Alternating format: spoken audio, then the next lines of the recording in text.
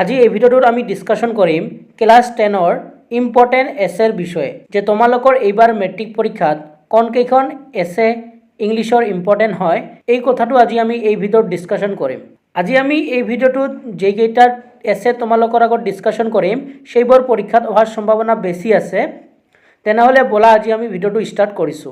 তো তোমালোকে প্ৰথমতে যিখন এছে পঢ়িবা ইংলিছৰ সেইখন হল ইয়োৰ ফেভাৰিট ফেস্টিভেল। এই ৰচনাখন তোমালোকে পঢ়িবা। এইখন তোমালোকৰ HSLC এক্সামত দুবাৰ আহিছে। সো তোমালোকৰ এই এছেখন ইম্পৰ্টেন্ট হ'ব। তাৰ পিছত তোমালোকে 2 নম্বৰত যিখন এছে পঢ়িবা সেইখন হল সায়েন্স ইন এভৰিডে লাইফ।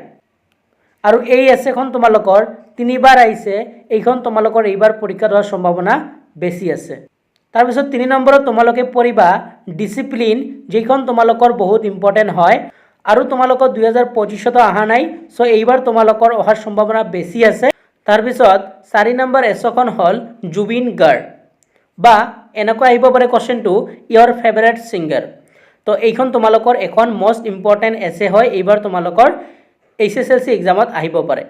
তাৰ পিছত লাষ্ট এছেখন হল স্কুল লাইব্ৰেৰী। এইখন তোমালোকৰ এইবাৰ আহিব পাৰে। তো এইকেইখনে আছিল তোমালোকৰ ইংলিছৰ ইম্পৰ্টেন্ট এছে। আশা কৰিছো এই কেইখনৰ পৰা তোমালোকৰ এখন এছে এইবাৰ আহিব পাৰে। সো তোমালোকে এইকেইখন ভালকৈ প্ৰিপেয়াৰ কৰিবা। ইয়াৰ ভিতৰত তোমালোকৰ ডিসিপ্লিন, তাৰ পিছত জুবিন গাৰ্গ, তাৰ পিছত তোমালোকে ফিজিক্যাল এক্সাৰসাইজ এইখন চাবা। তো গোটেইখিনি চাবা, তোমালোকে এই তিনিখন ভালকৈ চাবা। এইবাৰ তোমালোকৰ এখন আহিব পাৰে। আশা কৰিছো ভিডিওটো পাই তোমালোকে হেল্পফুল হলা। আৰু আমি এছামিছৰ তেনেকুৱা ৰচনা তোমালোকক দিছো। যদি কোনোবাই ভিডিওটো চোৱা নাই তোমালোকে চাই লবা। আৰু ছন্দৰ কাৰণে আমি এটা ইম্পৰ্টেন্ট ভিডিও দিছো যত তোমালোকৰ 4 মাৰ্ক থাকে। তোমালোকে সেই ভিডিওটো চালে 4 মাৰ্ক পাবা। যদি ভিডিওটো হেল্পফুল হল তেনেহলে ভিডিওটো তোমাৰ বন্ধুবৰ্গলৈ শেয়াৰ কৰি দিবা আৰু ভিডিওটো এটা লাইক কৰি দিবা আৰু তোমালোকে এটা কমেন্ট কৰি দিবা।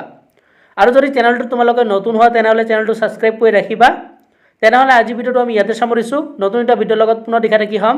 ভিডিওটো চোৱাৰ কাৰণে তোমালোকক ধন্যবাদ জনাইছো।